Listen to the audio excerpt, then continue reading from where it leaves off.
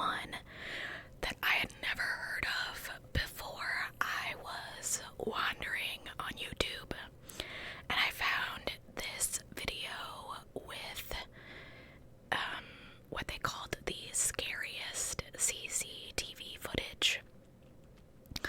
And y'all know me, I'm gonna watch it, right? I was thinking like ghosts or whatever. No, this was straight up an abduction. And then I had to research the case, of course. So we're gonna talk about Carlie Brucia tonight. And you'll definitely have to let me know if you have heard of it as well. So Carlie Jane Brucia was born on March 16th of 1992. In 1993, her mom and dad divorced, with Carlie visiting her Long Island family during the summer and winter school breaks. Carlie was living with her mother, Suzanne, and her stepfather, Stephen, in Sarasota. Yeah, I just told myself I said that wrong. Sarasota, Florida. And she was described as thoughtful and bubbly. She was 11 years old at the time of this case. In Sarasota, she lived with her younger brother, whom it is said that she loved very much. And though she lived far away, she maintained a healthy relationship with her father and often went to visit him. And when she was there, it was said that she was spoiled by her father and her aunties all the time. So that is going to bring us to February 1st of 2004.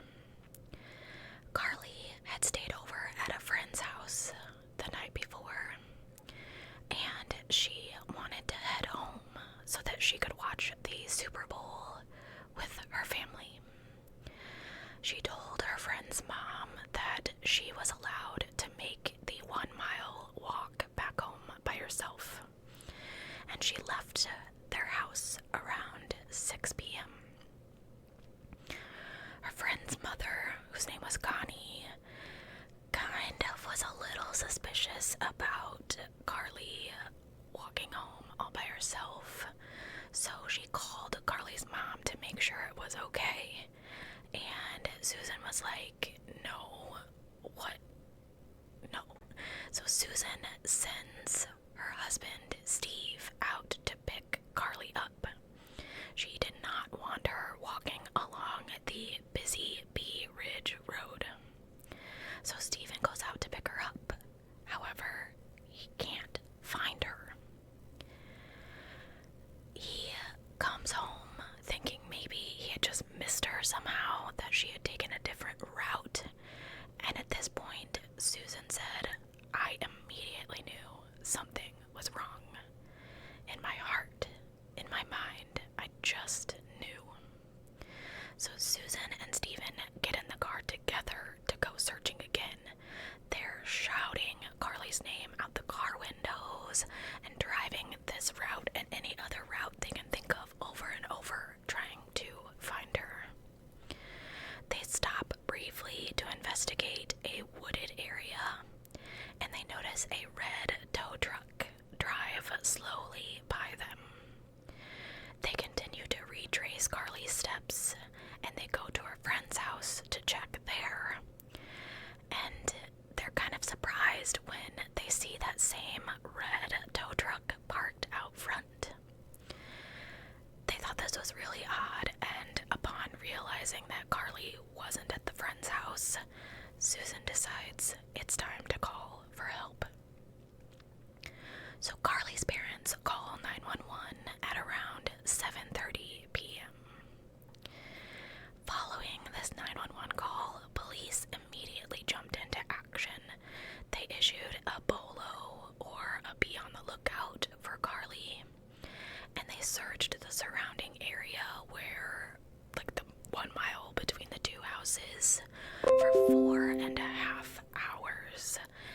calling the search off for the night. Carlie's friends and family got into motion quickly as well. They created missing persons flyers with her face on them, and they were immediately handing them out. Something strange did happen in this time that a couple of people, including myself, thought was kind of suspicious.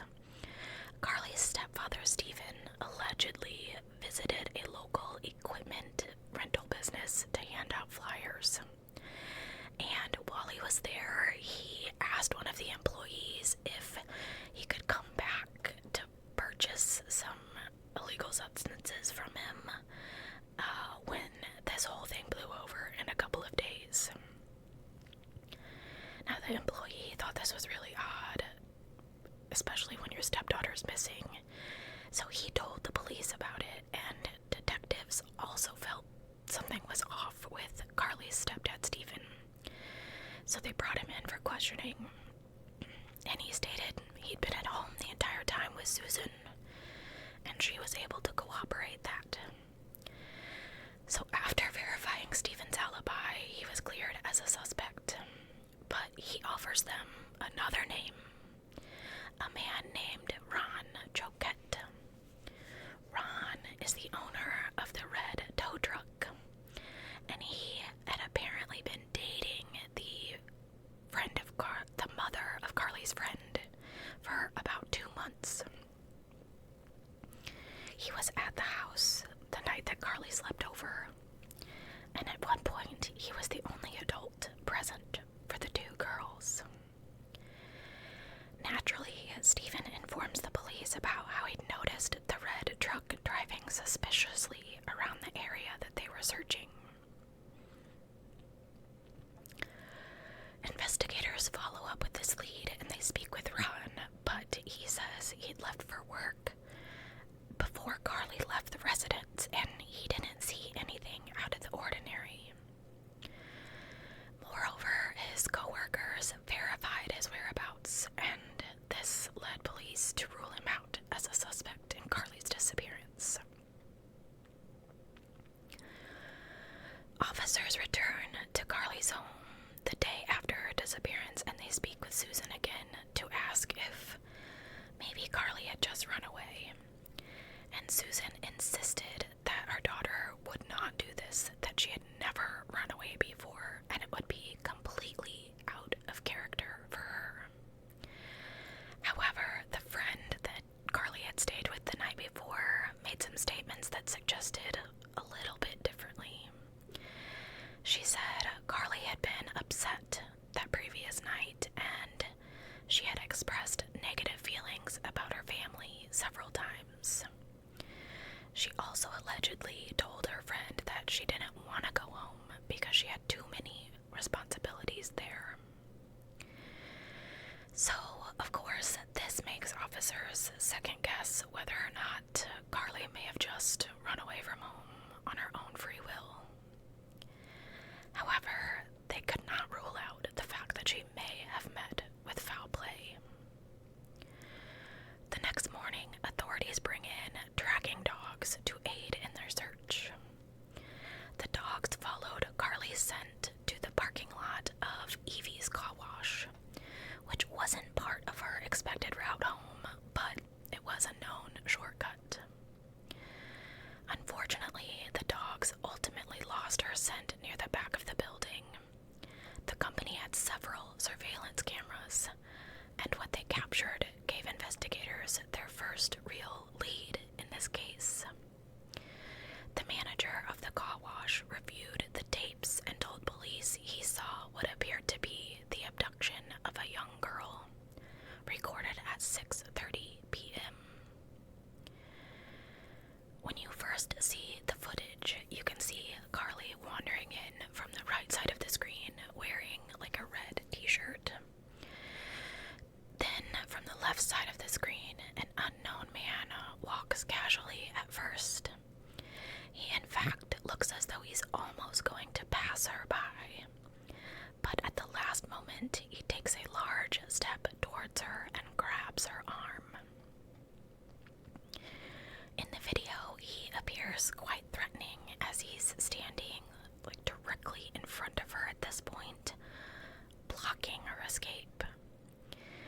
She's likely terrified and panicked, and it's possible that he told her that everything would be okay if she just did what he said. To their horror, Carlie's mom and stepdad quickly confirmed that the girl on the tape was their daughter, but no one recognized this strange man who approached her and forcibly led her out of the frame. However, the footage is pretty clear, and it shows a man, a white male of average height with dark hair and tattoos on his forearms. He was also apparently wearing a jumpsuit with a name tag, but the video wasn't quite that clear. You could not read his name. In this footage, it seems evident that Carlie does not recognize this man as he kind of gets in her way and says something to her. Within hours, this footage was being played constantly on local news stations, and hundreds of tips flooded in, but most of them seemed to be dead ends. Investigators start to fear the worst when no leads come through. But later that day, they finally get the lead they've been waiting on. Several people call in and say that they firmly believe that the man in the video is 37-year-old Joseph Smith. He's an auto mechanic who has a lengthy criminal history dating all the way back to 1993. He was in fact out on parole at the time of Carlie's disappearance. Now, most of his run-ins were for illegal substances, but 2 crimes on his record were violence against women, including kidnapping, aggravated battery, and false imprisonment. One of Joseph's actual co-workers was among the tipsters, and 2 days after Carlie vanished, he told police that the man in the footage strongly resembled Joseph based on the mannerisms and clothing. Another employee said that Joseph seemed nervous and appeared under the influence at work the day after Carlie went missing. They also reported that he'd been struggling at work due to issues with substances and money. At this point, authorities decide to look at this footage again. They're hoping to potentially connect Joseph with one of the vehicles that is captured on the tapes. They gather from his coworkers that he drives a brown Lincoln Town car, but they said it had been recently out of commission due to transmission issues. However, the only vehicle that stood out in this footage was a pale yellow Buick station wagon that pulled in approximately 3 minutes before Carlie's abduction. The car appeared to drive briefly by before entering the car wash parking lot. Unfortunately, detectives couldn't make out a license plate or see who was behind the wheel, but they knew that it was now time to pay Joseph a visit. So officers arrive at the home of Joseph's friends, Jeffrey and Naomi Pincus, where he was renting a room after he'd been kicked out of the house that he shared with his wife and 3 young daughters. Despite the fact that Joseph was standing outside smoking when they first drove by, they got no answer when they first knocked on the door. So authorities started speaking with the neighbors, who expressed confidence that Joseph was still inside. Joseph's sister shows up to the property, and after speaking with the authorities, she goes inside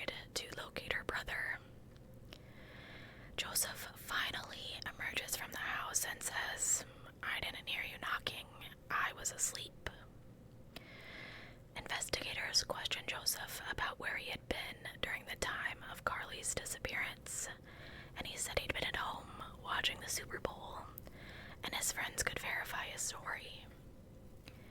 They show him the images of this man in the surveillance footage, and he says, yeah, that guy kind of looks like me, but I wasn't anywhere near the car wash that day.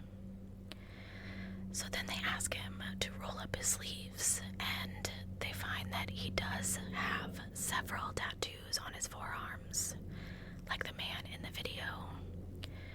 And they also notice some minor cuts and scrapes on his hands. And if that wasn't suspicious enough, Joseph also admitted to borrowing Jeffrey and Naomi's yellow station wagon on the day that Carlie went missing. However, he said that he only drove the car to the nearby marina to look at the water before returning home. Police at this point are confident that this is their guy, but when they speak with Naomi, she confirms his alibi, which leads them to second-guess everything that they're thinking. Roughly an hour after detectives arrived at his home, Joseph's probation officer came by to assist by conducting a thorough search of his broken-down brown Lincoln Town car. They quickly located illegal substances in the car, including multiple syringes and spoons. And Joseph is arrested for violating the terms of his probation. That same day, a man named Jeffrey, who identifies himself as Joseph's friend, the one that he's living with, contacts police with a little bit of unsettling information. He says that his wife Naomi had gotten the dates mixed up, and they had let Joseph borrow their station wagon on the day of the Super Bowl, but he didn't return it until the following morning. He also said that he had reset the odometer before Joseph left, and when he checked it again upon his arrival back home, over 300 miles had been driven. Not to mention, the inside of the car appeared like disheveled. So finally, when Jeffrey is asked if he could recall what Joseph had been wearing when he left the house, he said that Joseph had on his mechanic's uniform. Strangely, after hearing of Joseph's arrest, his mother storms down to the auto repair shop where her son worked, and she demands to know why the employees called the cops on her son. Which, whatever, but however, despite her angry outburst, coworkers felt that she too believed it was her son on the CCTV footage, because she reportedly said, "If Joe did this, I will get the truth out of him." Her statement was an indication that she had allowed this possibility into her head, and she hadn't dismissed it. A mother who believed 100% that her child was innocent would not likely insist that he would tell her the truth if he did it, you know what I mean? Meanwhile, investigators are still looking for Carlie. They're searching wooded areas around the area where they believe she was abducted, but they find nothing. They contact the forensics personnel team from the city of Sarasota's sanitation site and request that they secure the transfer building for an organized search of the collected trash for the next day. While Joseph is in custody, one of his longtime friends enters the police station and asks to speak with investigators. Beyond telling them that the man in the CCTV footage looks very much like his friend Joseph, he informs them of several occasions where Joseph would talk about his growing desire to assault women. Shortly after this encounter, detectives transport Joseph from the jail to the police headquarters for a formal interview. During this interrogation, Joseph sat almost the entire time with his arms wrapped tightly around his torso, suggesting that he was being quite uncooperative. The initial interview really never had a chance to get off the ground. He shut down the interviewer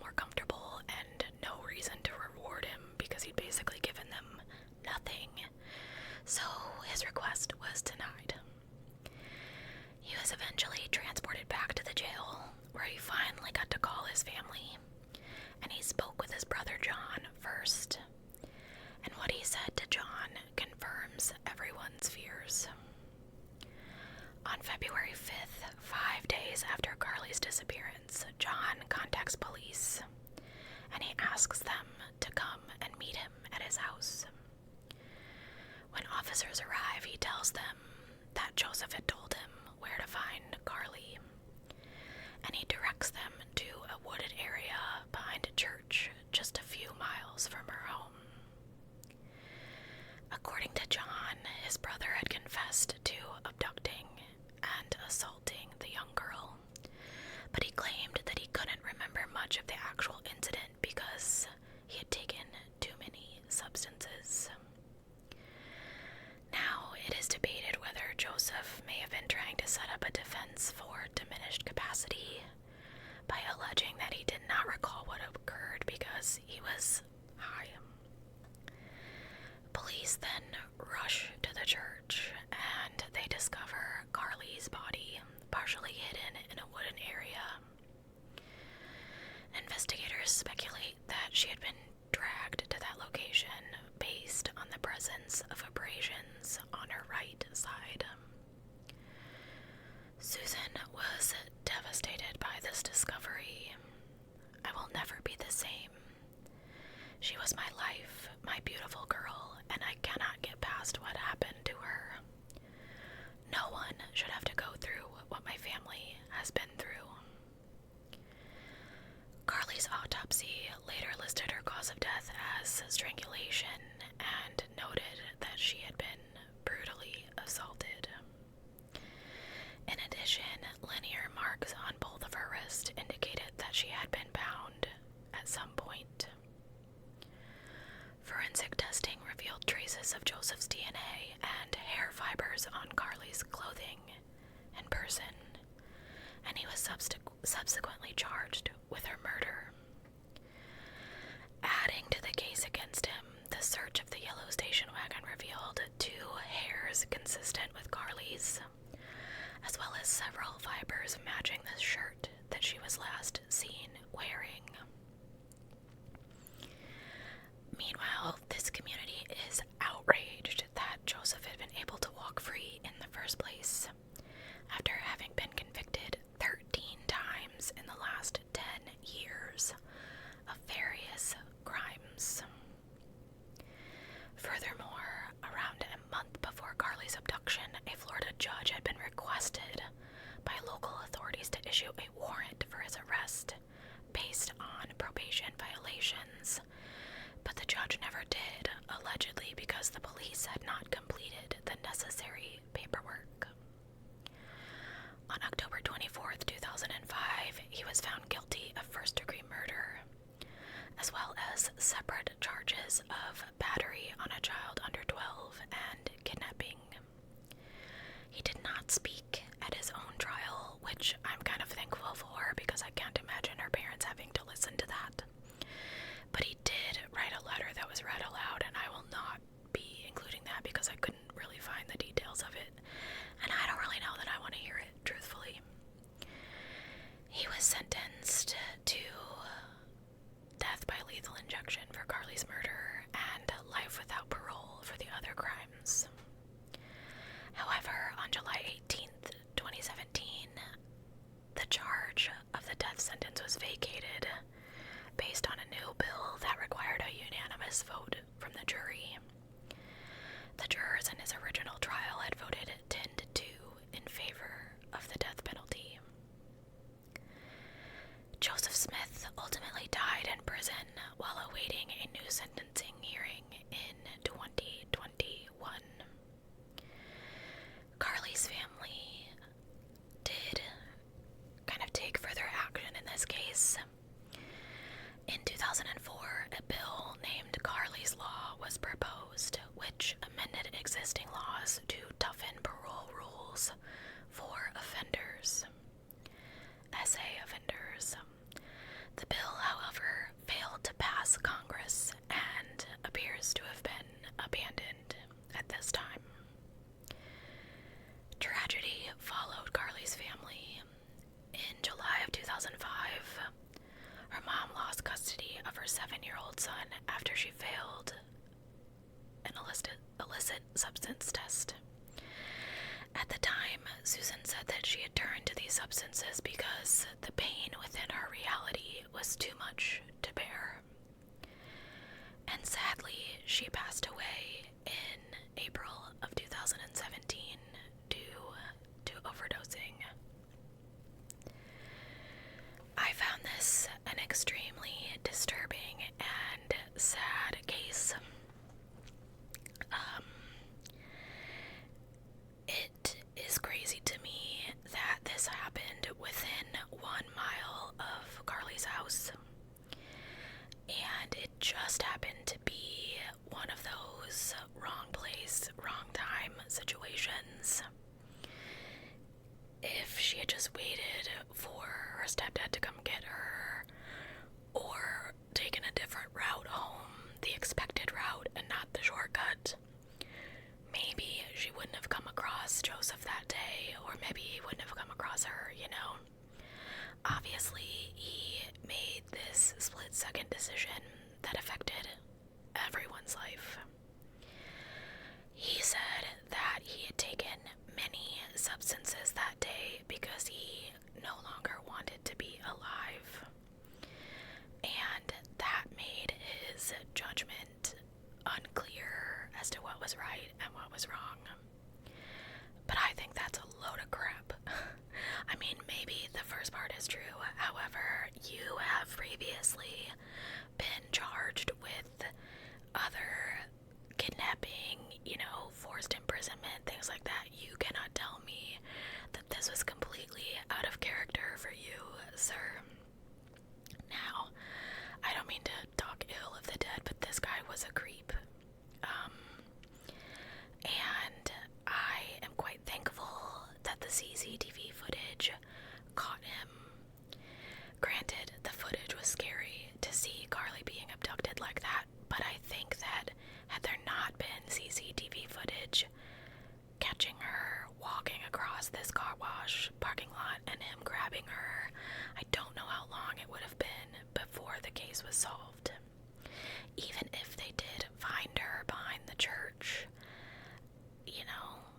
yes, there was some DNA evidence and he was probably in the system because of all of the previous crimes, but I do think that there should be some other laws set in place for things like this, like her family tried to pass, and it really is horrible that Carlie's law was abandoned.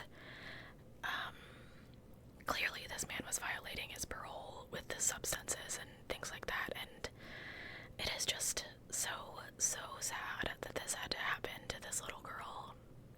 And I can't imagine the terror that she experienced in her final time alone. I do have to wonder why 300 miles were on the odometer of the car, and she was found just a couple miles from home.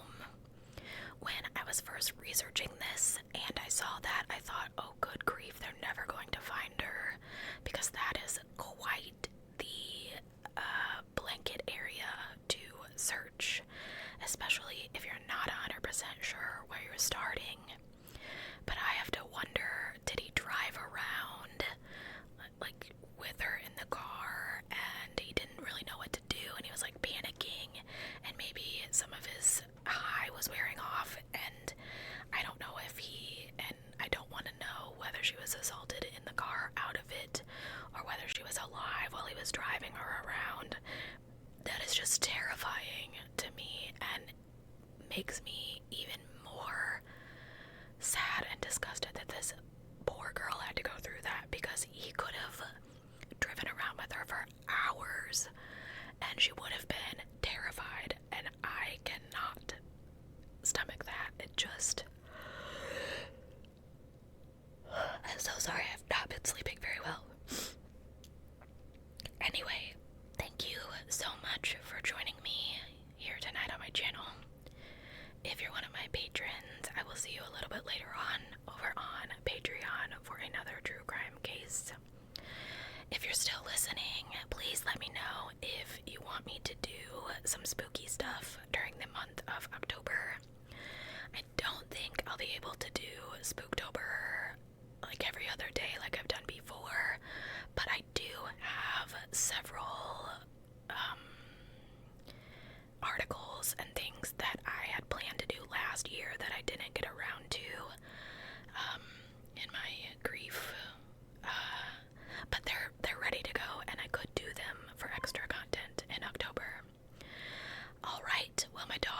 crying and the cats are clawing to get in. So I am going to say good night. And if you're still listening, leave me an emoji in the comments to help other people find this video. Thank you. Goodbye.